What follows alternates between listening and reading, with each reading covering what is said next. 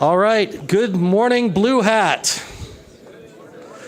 Welcome to the keynote for the general audience days here. Microsoft welcomes our external guests into BlueHat for the next couple of days. I'm excited for you all to be here. My name is Philip Meisner. I am one of the co-chairs for the BlueHat Content Advisory Board. We've got a solid set of talks for you for the next couple of days, 2 tracks today, 3 tracks tomorrow.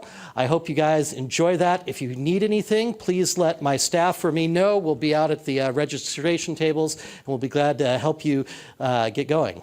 With that, I want to introduce Marissa so she can get the keynote going. Welcome. Thank you, Phil. All right. Good morning, everybody. It is my honor to introduce to you Ms. Merike Kaeo. She is the CTO of Farsight Security, responsible for developing the technical strategy and executing its vision. Prior to joining Farsight, Merike held positions as CISO for Internet Identity and founded Doubleshot Security. She led the first security initiative for Cisco systems and authored the first Cisco book on security. In 2007, Merike was instrumental in fostering cooperation and trust among the global NSP-SEC liaisons during the cyber attacks in Estonia. Please welcome Merike today.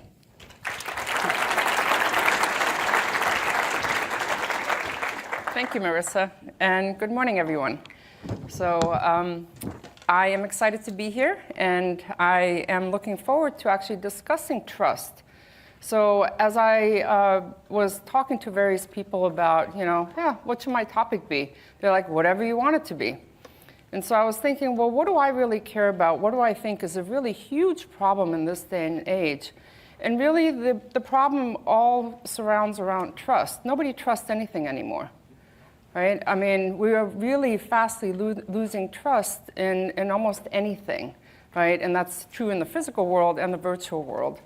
And I was thinking, for us to really be better in terms of making sure that we catch criminals, that we stop these daily breaches, or at least announcements, and why do they happen? We have to really start thinking about how do we regain trust. So I have a little bit of a slide about myself, just to give a little bit of history. Marissa already talked about it. I actually started my networking career building the backbone at the National Institute of Health, back in '88. So yes, I've been around for a while. And I like to break things, right? And that back in '88, it wasn't called hacking. It was just calling breaking stuff, and then fixing it and breaking stuff and fixing it, and, back and forth, back and forth. And I broke enough of the Cisco gear that they hired me. So in '93, I moved to California, and I'm kind of a jack of all trades, Jill of all trades. And anytime there was a new technology and I learned it, I was like, okay, now I know this, build a little paper on it, move on to the next one. And I've been going to the IETF since 1992, and back around '96, the IPsec standard was getting ratified. And I came back to Cisco, and I told my boss that, we really need to start thinking about security, because it's going to become real, right? There was talks about Clipper chip and all that, backdoors. I mean, it's backdoors. No, don't do backdoors. Yes, do backdoors. No, don't do backdoors, right? It's always cyclical. But Cisco ended up deciding that, yes, it's time, and we're going to do a security initiative. And there was 5 lines of businesses at the time. And because I was always an individual contributor, they said, hey, Merike, you got to lead it. Go herd the cats. And I was like, okay, I was up to the challenge. And it was actually fun, because I ended up learning a lot. And through that experience, I did write a book on designing network security. And the reason I wrote that, I was thinking, everybody's telling people to secure their networks. Well, what the heck does that mean? Right? And you had expert books on firewalls, on crypto, and everything else. But for the layman, network operator, how do they start? And so that was kind of the premise of why I wrote the book. And then I really got passionate about security, because I realized, especially over the last 10, 20 years, that what makes it so difficult is the vendors and people, right? There's new jargon. Every year there's new terms on security. And I don't get it, right? And it's so difficult because people obfuscate what really the basics are. And so we keep eroding trust because nobody knows what anything means anymore. And so this talk, I'm hoping that we can really discuss what does it mean to have trust today, and how do we bring that back into the chaotic world that we find ourselves in. So I want to talk about what is trust, the issues and the relationships that we have today when we talk about securing networks and all the devices that we have, and how are you trusted as a vendor. And then also responsible disclosure and incident response, because that is really near and dear to my heart, because there's so much misinformation and hype out there that really, as a layman, your customer is also wondering, well, what is broken, what's not, what can I trust from whom, right? And what can I believe from whom? And then also, how are we all part of the solution? So really, everything's broken, right? Think about it. Every single day, you hear of a breach, right, that either has 1 million, usernames, passwords somewhere out there. 2 days ago, there was yet another routing hijack, right, be it fat finger or be it deliberate. I mean, every single day, there's 1 or 2 incidences, at least, right, somewhere around the world, right? Think about all the vulnerabilities. I was a CISO 2.5 years ago for a couple of years, and I was responsible for making the decisions. And that was in the year, I had a really fun year of Heartbleed, Shell Shock, and Poodle, right? Who remembers that, right? And if you're the decision maker, you're like, holy crap, right? Okay, where's the impact? What's it impacting? Has it been exploited? Do I know everything that's being affected? And then I'm one of these crazy people, I trust nothing, right? So I'm looking at, well, we've got voice over IP from this third-party vendor. Well, if they're hit, if they're susceptible, how does that impact us? And people were like, oh, really? That could happen?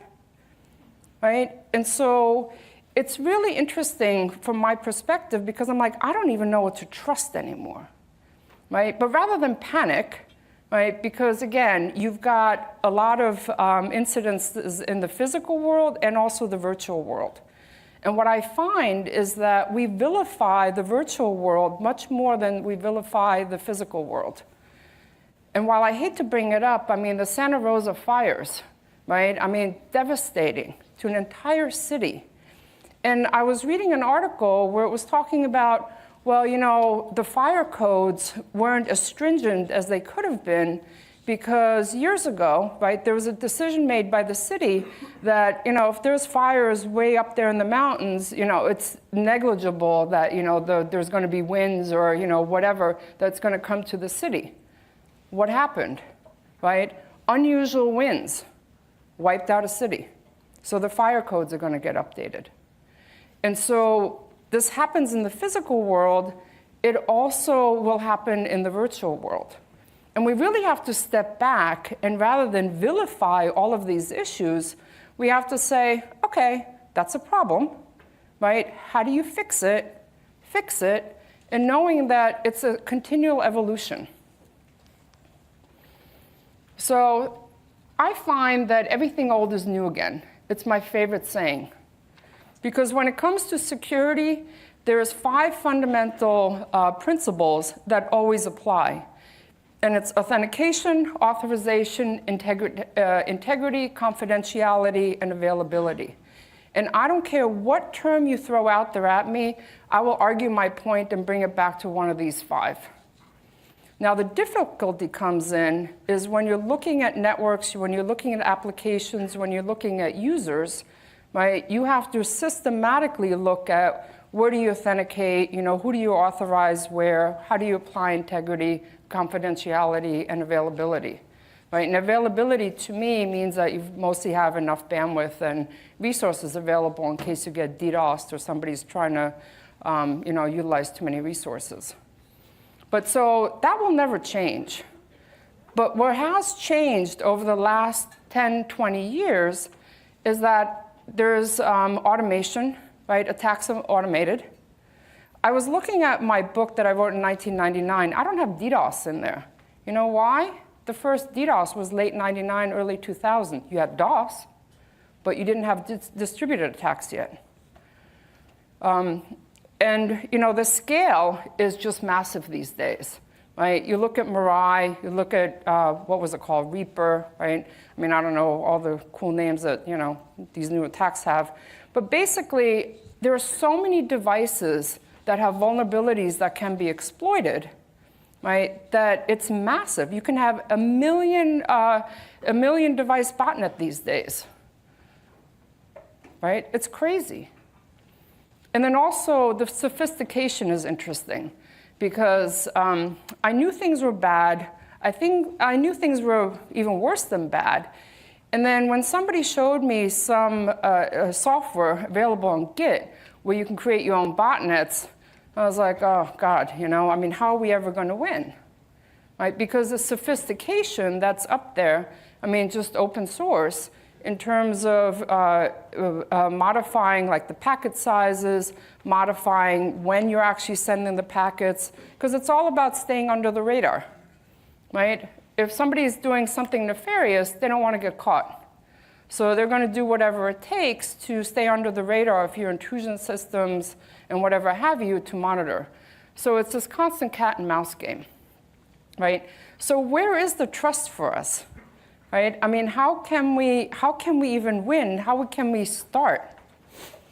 And it gets even worse. So I put this slide up. I gave this talk at an IoT security conference a couple of weeks ago, because I was trying to put together like all the initiatives on how do you secure IoT, what are the minimum security requirements, because there's a lot of initiatives, and I wanted everybody to be aware and create a cohesive and coherent, right, security recommendations.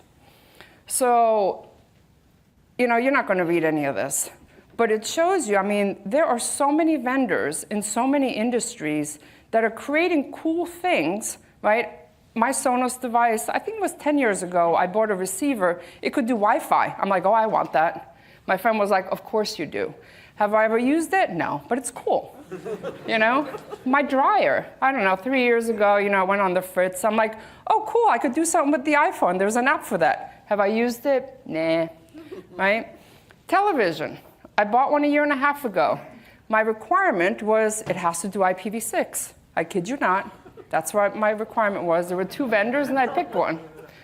And then it came, the installer came home, and he did what he needed to do, put it up on the wall, and then he goes, what's your Wi-Fi password? And I'm like, okay, you're done, right? And I started looking at it, and then I'm going, oh, shoot, I never even thought about this. It was an Android device, right? So what did I do? I said, I'm not going to deal with the Wi-Fi yet. Let me look at all of the default settings and see what it did. And then I'm like, I have no idea what it does and why this is turned on, why this is sending something there. So then I put on Wireshark, right? And so I enabled it on the Wi-Fi on a separate VLAN. And I'm like, I still don't know what the heck it's sending, right? And am I not going to spend the time to decode it? Hell no, right? But it scared me. And I was like, that's going to stay on a separate VLAN, right? And so, I mean, this is just my home, and I'm not even like a power user. I'm kind of a little bit, geeky. But, Sonos devices, how many of us have them? I love them. They're easy. Plug them in and it works. What's it doing? Hell if I know, right? And so when you're looking at this with manufacturing, I also was a Kickstarter supporter of LIFX, the light bulbs, right? The cool thing about those was 3 months after Heartbleed, I had a firmware upgrade. Right, I've done 4 on my light bulbs. Now the problem is, though, I don't know what I'm upgrading. Like, it doesn't tell me, right? And I would love to actually validate, and be able to say, look, 3 months later, right after Heartbleed, I had a firmware upgrade, and it was because of Heartbleed, but they don't say anything, right? So I can't tell. But there's so many devices. There's so much stuff everywhere. There's cameras here.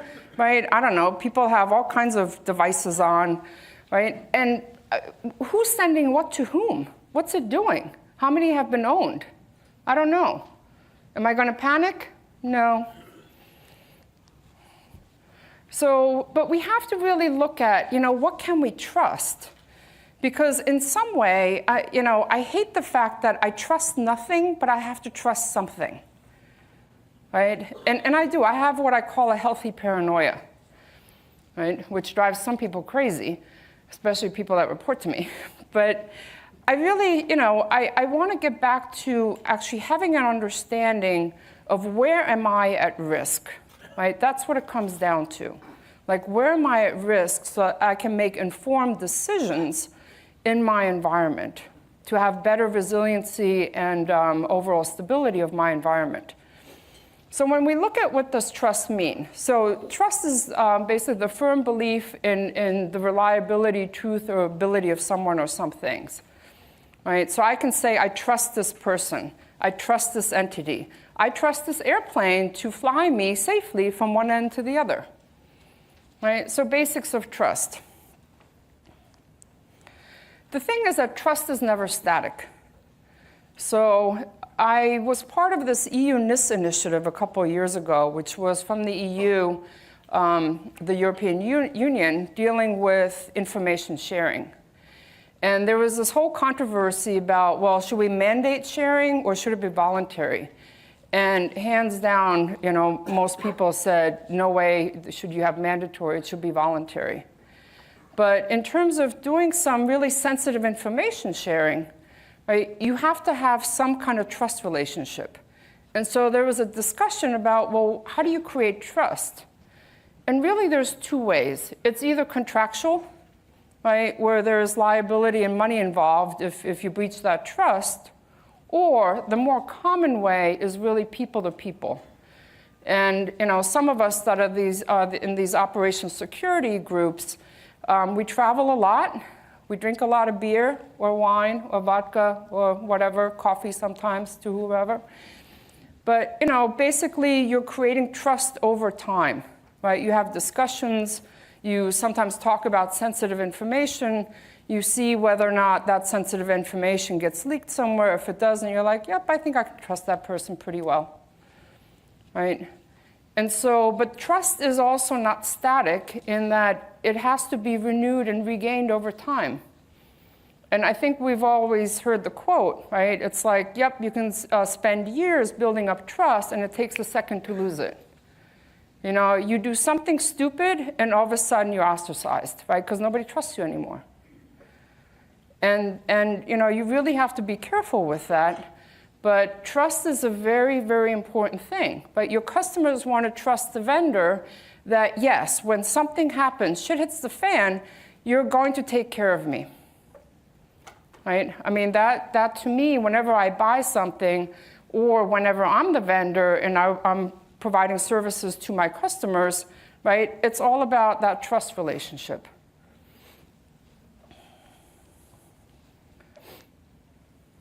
But right now, the trust is absolutely in flux. I mean, there's so many devices that are coming online, right? I'm thinking about, what about the automotive industry? There was maybe 3 or 4 years ago when I had a Mini Cooper and I was looking at the newer ones, and I'm like, oh, cool, the sales guy's telling me about, this internet capability, and I'm like, so how do you ever do firmware upgrades? And he's like, I'll have to call people, at the head office about that. And I'm like, okay, I'm not buying that car, right? But now you look at Tesla and all these others, I mean, it's very common, right, to actually have internet-enabled car features and functionality. And I know that I was at some conference 2 years ago where there was a panel on folks from different automotive industry sectors talking about how they're creating a forum so that they can all discuss, how to secure these devices and how to update and all that kind of stuff. But in my mind, it's kind of in its infancy, right? Because people are still trying to figure out, I mean, you have all these cool things that you can do, but nobody's thinking about, well, what happens if somebody wants to subvert it, right? What if somebody wants to hack into it, right? People have already hacked into cars, right? You've seen that at DEF CON. But really, I mean, we're looking at all of this, everything in the physical world is becoming accessible via the virtual world, right? And the problem is that people are thinking about, wow, this is so cool to do. There's an app for everything, right? But nobody's really thinking about checks and balances. If somebody wanted to do something malicious, right, where are the deterrents? So the mobile phones, I mean, it is almost true. There's an app for almost everything. I was in Abu Dhabi last week, and I flew from DC, and I decided that I'm going to fly KLM. Hadn't flown them in a long time. It was the easiest route. And I forgot, when you're in the business, on business class, you get a KLM house. You know those houses? You can pick one. You know, it's got alcohol in it, I think. I don't know. It's liquid. Nobody ever opens them up that I'm aware of.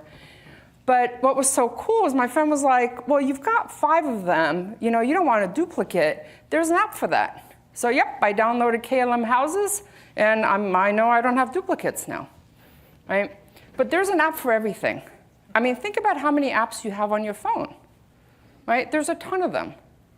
Now, I'm one of the few people, I don't do email on my phone. Why? Because 5 or 6 years ago, I lost my phone. And I had emails in there that were somewhat sensitive. I wiped the phone, remote wipe. I have no idea if the remote wipe worked, right? And I see a lot of people that, I mean, they do everything on their phone, right? And 3 years ago, again, when I was a CISO and I had to deal with mobile devices, there was a decision that I had to look at. So if people use their mobile devices and they have these sensitive documents on their phone, right? Because all the sales guys needed to have all of the documents on their phone, God forbid, you know, I mean, otherwise they wouldn't get their quota and revenue for whatever reason. But the thing is, you know, I was like, well, what happens to these phones? Like, where do they back them up, right? Because nowadays, you cannot say that all employees will have company-owned phones. That's unrealistic, right? Because people are not going to be carrying 2 phones. In some environments, yes, that gets mandated, but it's rare. And so, you know, do you actually know where that data is going, right? On your phone, where does it get backed up? I don't use iCloud. I might be one of the few, right? I just have disks, like hard disks at home that I have 2 or 3 because, you know, if one fails, I trust nothing, right? I want to back up, and I want to back up to the backup. But I don't want to put it to the cloud because my favorite sticker on my computer is there is no cloud, it's somebody else's computer. However, you have to trust the cloud also, right? Businesses do. And I became somebody that really became in favor of the cloud because I was doing some consulting to some companies, and I realized that they were using consultants, right, to help them, and they didn't do any sanity checking. And so what I realized that cloud providers have the expertise, right, to actually provide the infrastructure that all these companies that are relying on IT services do not, right?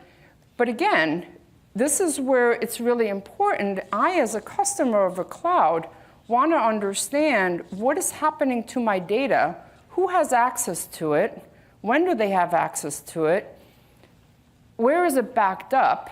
Do I know where it's backed up? What if I don't want it to be backed up in a certain country, right? What if there's some regulatory requirement where I can't actually do that, right? There's some stipulations.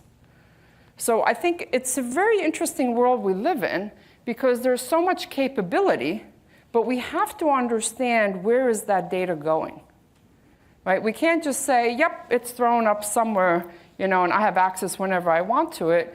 Because in my thinking, it's like, well, who else has access to it? You know, who I don't want to have access to that data.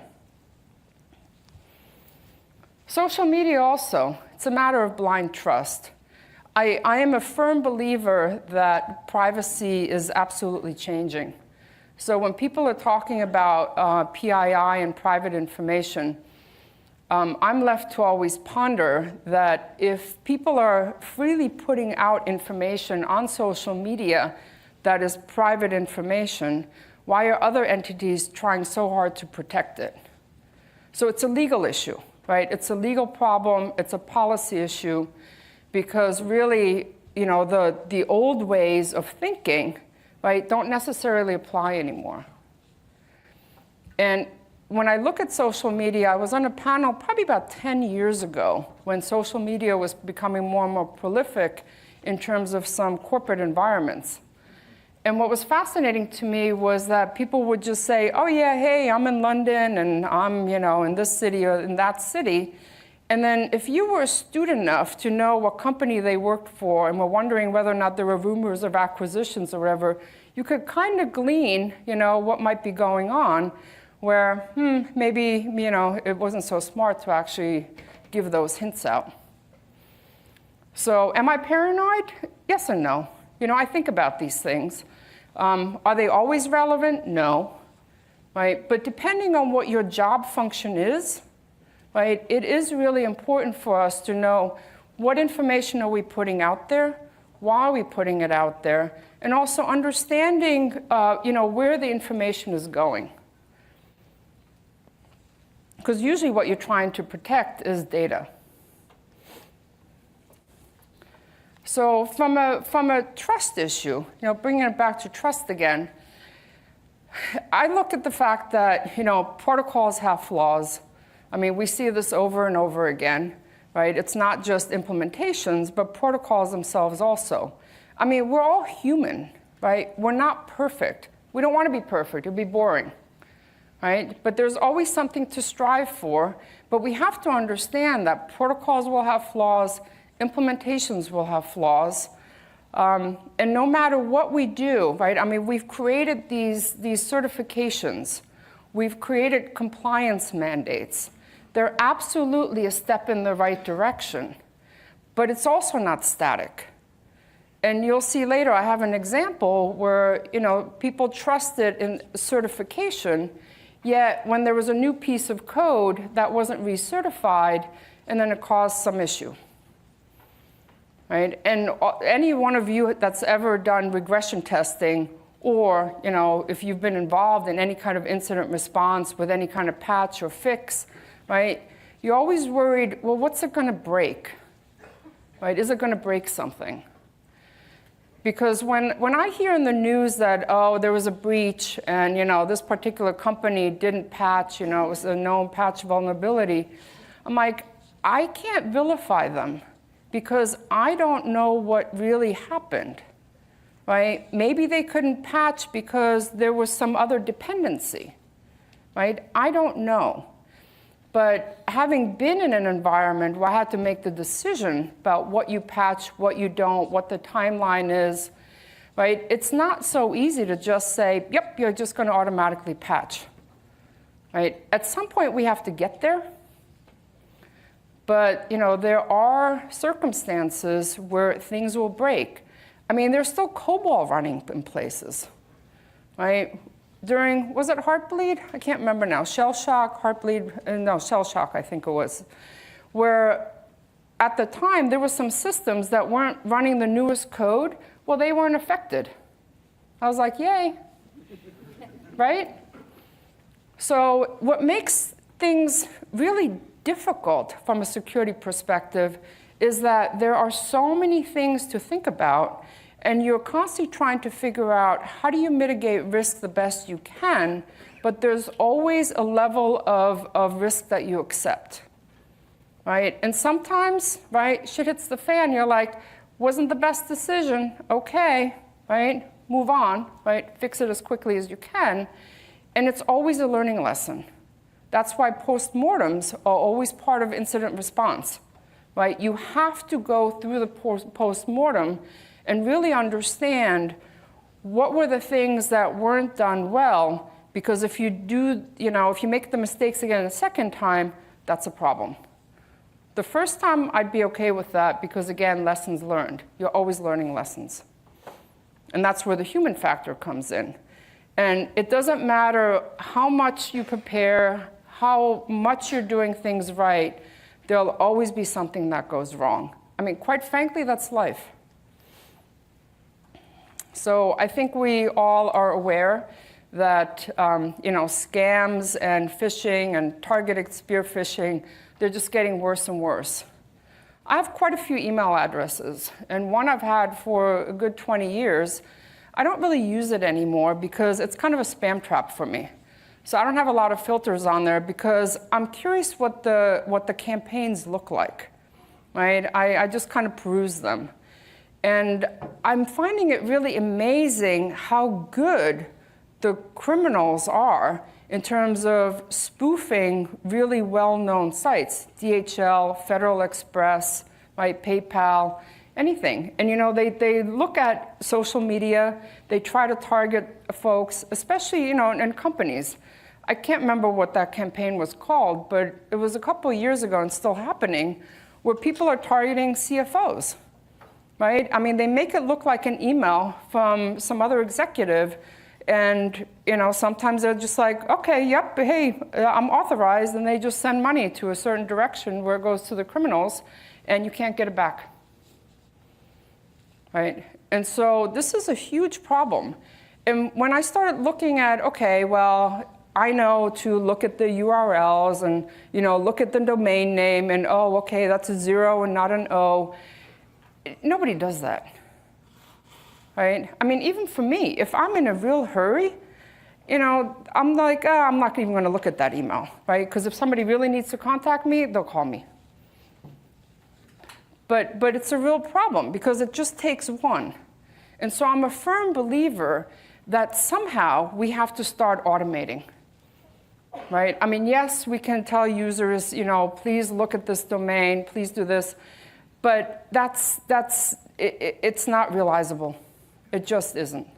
I can't imagine my brother or mother or anybody else that's not in the tech industry doing that all the time. So it's an interesting problem, right? How do you do that? And there are people working on these problems.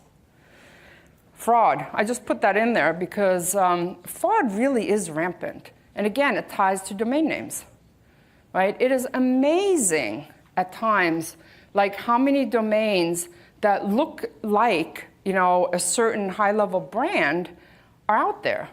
And there's so many scams.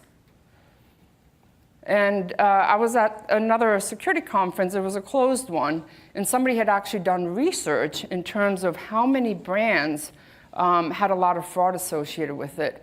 And it's pretty astounding. But again, right, it's all about money.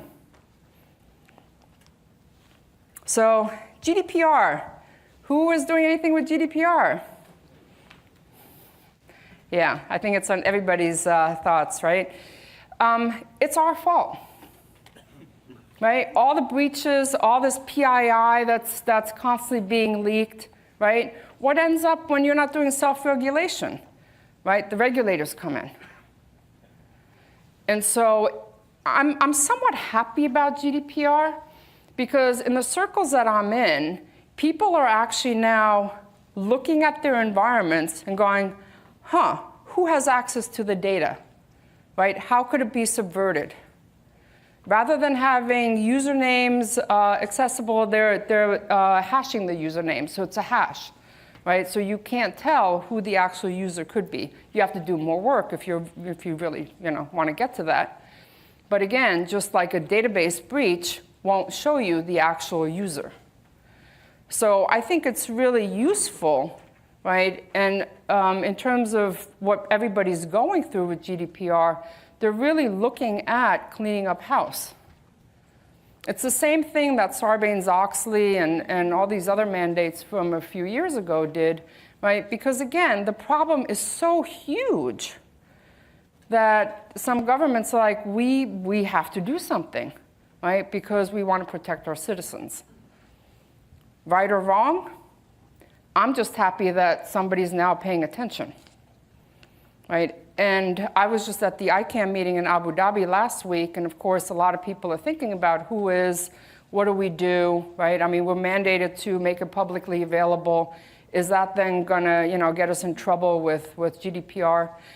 And the discussions are quite interesting because there's a new protocol for instead of WHOIS, it's RDAP, and that allows you to have structured data and also controlled access, or rather different roles of access. But what's really interesting is that they have a pilot, and technically it's not a huge problem. It's a policy issue, right? And for people that are going to negotiate policy, it's going to take months, if not years, right? So it'll be really, really interesting, and I'm kind of interested to see what the first legal case will be. But know also, as with any other regulation, there are exceptions, right, for when GDPR will not necessarily apply. I just had some conversation with somebody 2 days ago about this. And so I asked, I try to cheat, because I'm like, oh, you're a lawyer? You look at this? Can you send me the paragraph? So I think I'm going to get that information next week. You know. But again, right, it's, I think we really do have to start paying more attention and really caring about security, right? And what does security mean to me? It means that we want to have role-based access control, right? You want to make sure that you have integrity of the data so that you know who you're communicating with and nothing's been changed in transit, and also potentially confidentiality. So there's also a lot of talk about Hackback, okay? The problem that I find with Hackback is that collateral damage, right? Because you really don't know if you're attacking something, what else are you going to be taking down that you really hadn't considered, right? It's very similar like when you're doing takedowns. And so you have to at least understand the environment. But in the discussions that I've been in the last few weeks where people have discussed this, instead of talking about Hackback per se, they want to talk about offensive actions, right? So you do want to make sure that you understand, you can proactively hunt down where potential issues are and understand your vulnerability, right? So you want to have offensive actions beyond the offensive and not just always on the defensive. Because right now, a lot of people are always on the defensive, they're reactionary. And so we do have to be careful about that. So I want to talk a little bit about information sharing. That's a topic that's near and dear to my heart. Trusted information sharing has been a problem over the years. It's getting much, much, much better because people have talked about what are the barriers, right? There were some technical barriers. Those are changing. Most of the barriers now deal with either legal or policy issues. And so even those are being worked out. Again, I will go back to the EU NIST work that I did, which was basically about how do you do information sharing in the European Union, right? And so there was a lot of discussion over a 2-year period, and it was very much decided that while person-to-person communication and bilateral agreements were the norm, that's not where the future lies, right? You have to have machine-to-machine information sharing because there's so much information, so much data that you have to automate some of the decisions so you can actually act on this information. And and then we also started talking about, the good guys have so many barriers, the criminals have no barriers to sharing. They actually share a lot. They share infrastructure, they share code, right? Because again, to them, there's no liability issues, right? They just want to make money. So only the good guys have all the issues here. So there's a lot of work that's gone in by a lot of people around the world just trying to figure out how do you automate this. And I'll just say that I was a co-chair, still am actually, in this work that's done at FIRST. And it's called the Information Exchange Policy Framework. And so it's a framework that hopefully will allow for automated sharing. And that work is also getting incorporated with the OASIS Taxi work. And we'll kind of see where that goes. But the main thing is to actually create a framework around who can share with whom and what can you do with the data, right? How do you handle it? And then also some of the licensing things around it. So I know that folks from Microsoft were also very much involved in this work. So I want to talk a little bit about incident response because this is, to me, the main issue around trust these days. Everyone, absolutely everybody gets vilified when they're trying to do responsible disclosure and incident response. And I think the best example I can give is Equifax. I was appalled when I saw on LinkedIn people making statements about the CISO and the fact that the person had a music major. I'm like, so what? Right? I have no idea about her background. I have no idea what she's been doing for the last 10 or 20 years. Right? I know people with technical degrees who are CISOs who don't care, and they shouldn't even be in those roles. And so it's really interesting to me where you read about something, there's a huge issue, and then everybody has an opinion. And I'm like, do they actually know what happened? Right? And I will say the answer is probably no. And so we're in this society now where people love to hate. So if you're trying to be transparent, somebody's going to vilify you for it. And that has to change, because I personally think that transparency is key to good action. And I want to give a couple of examples. So I'm Estonian. Typically, everybody knows that because they ask what my name is. I'm like, it's Estonian. So there you go. So I do have a lot of national pride. My first language at home was Estonian, so I was brought up in a very expat Estonian community. And in 2005 or so, I was talking to the RIPE NCC folks, and I said, Estonia has really embraced the internet. They've had to become a viable economy after they regained independence. And it'd be really cool to have a RIPE meeting there. So long and short of it, they decided that, yep, May 2007 was going to be a RIPE meeting in Tallinn, capital of Estonia. January of 2007, there was a closed security conference here at Microsoft. I had been invited because I had just moved to Seattle, and some friends were like, yeah, come on, we trust you, come on over. So, it was a cool conference, and in the first break, I looked at the guy next to me, and I'm like, hey, are you Finnish? Because his name looked Finnish or Estonian, but, why would an Estonian be here? And so he goes, no, I'm Estonian. So I started speaking Estonian to him, and he was like, what? Turns out it was the man that had started the national CERT a year prior. So fast forward to May. I get to the country, and they were having their first ever riots, right? Physical riots, which never happened, by the way. They sang their way to freedom, right? I was mad, because I'm like, are you kidding me? Here I am instigating this conference. All my international internet friends are going to be in Estonia, finally. Riots? Like, what the heck's going on? Anyway, by the time that everybody got there for the conference, the physical riots, they only lasted for like a day or two, so they were long gone. But there was, there were virtual riots, right? DDoS attacks. And so there were some small ones happening here or there.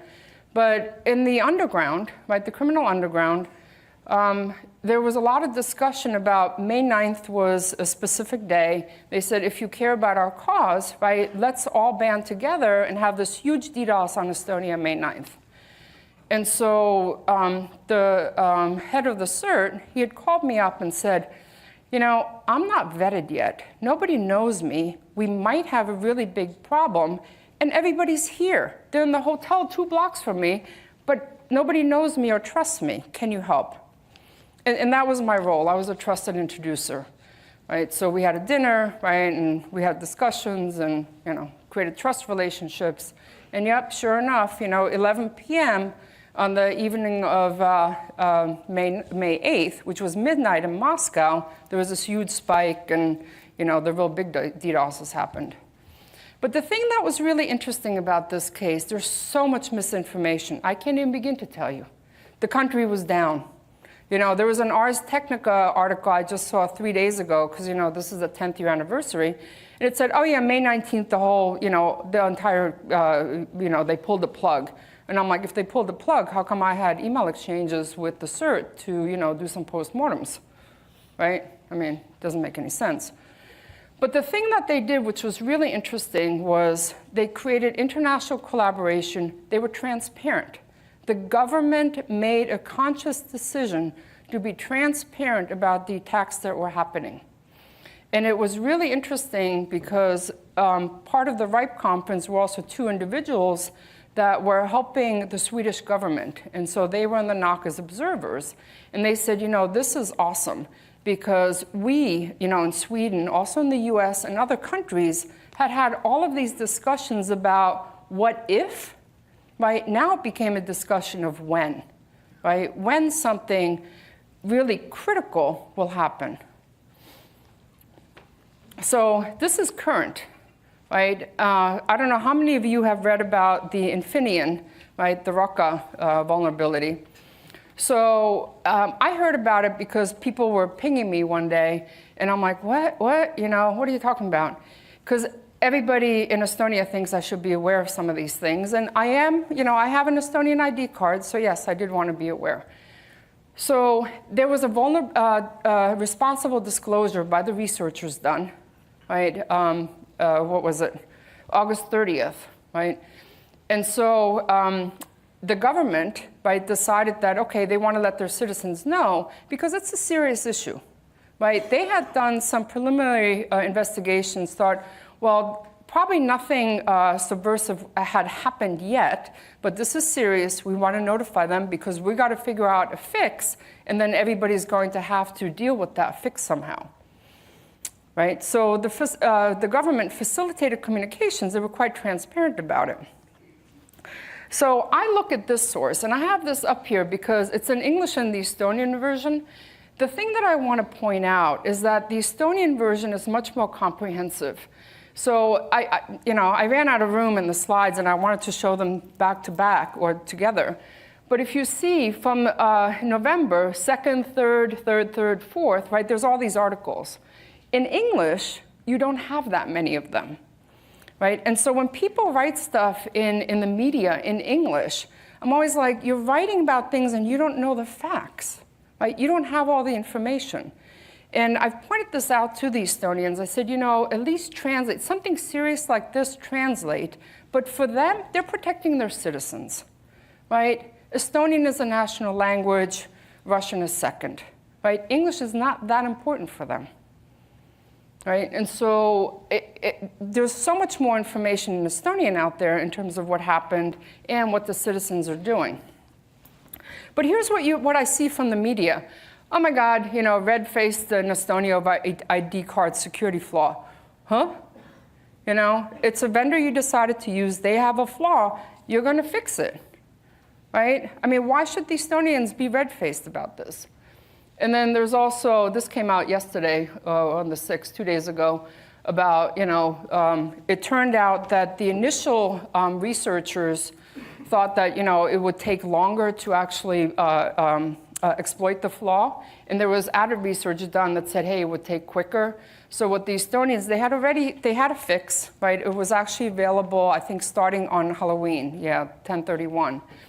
And then they became aware of this new research where, it would be quicker to actually exploit this. So they actually decided that they're going to revoke the certificates of the ID cards, right? Which was fine because they already had a plan in place where everybody could go up and renew them. And so in the last 8-9 days, I looked this morning, you already had 150,000 updates, right, out of like the 60,000 that needed to be done. Now understand also that some of these cards are for kids. Some of them are for older people that don't use the certificates for signing. They just use it as an ID, right? So the problem is real, but they did incident response in terms of what it should be. And this is the vulnerability, and it's interesting because there's global impacts. YubiKey 4, there's some ID cards at Microsoft, right? And I'm sure you guys are doing your due diligence, right? Figuring out what is affected, what's the fix, how do we make sure nobody's impacted or, exploited.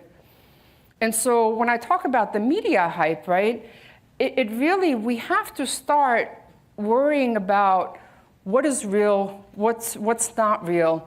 And I hate to use the word, so I won't, news, fill in the blank. Right? But again, to me, it's this hype about getting out news first without all the facts. Right? That causes issues with trust. So again, incident response, it hasn't changed. You do preparation, detect and analysis, right? If somebody tells you, hey, you might be impacted by this vulnerability, you figure out how to do the fix, and you do a post-mortem. So we have to start building trust, right? We have to really change the way that we think about things. Cryptography, all I'm going to say is no backdoors. You either have security or you don't, right? If you create a backdoor, cryptography is null and void. So in terms of implementations, I was in DC yesterday, and there was an interesting talk by the person that had created Mayhem. So it's an offshoot from CMU, and what they're doing is building a fully automated system for finding and fixing security vulnerabilities for code. It's awesome. We got to build trust in people. People inherently want to be good, right? So we have to trust them and just create a culture, not of blame, but of trust. And I love this. This is a quote that I saw. A smart man learns from his own mistakes. A wise man learns from mistakes of others, and a fool never learns. I want to be either smart or wise. So reinventing trust, I think transparency is key, and not to be vilified for transparency. International cooperation amongst all kinds of sectors. Automation, and please, please, please accept responsibility. We're human, we make mistakes. The thing is to fix them and then just move on. Questions? I think I'm out of time, I'm sorry.